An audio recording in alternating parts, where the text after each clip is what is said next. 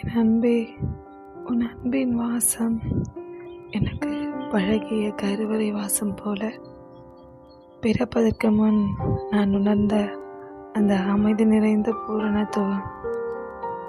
நீ அருகில் இருக்க உன் கரங்களில் நான் அடங்க என் மனம் தாயின் கருவறை பாதுகாப்பு மீண்டும் பெற்றுக்கொள்கிறது. இதை காதல் என்பதா இல்லை மறுபிறவி என்பதா? நான் ஒரு வெற்று புத்தகம், அதில் என் காதல் வரிகளை எழுது.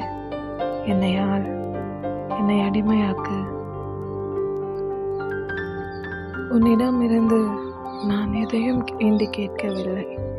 நீ கொடுக்கும் சிறு பார்வை கொடை கூட என் உயிர் வாழ ஒரு போதை மருந்து.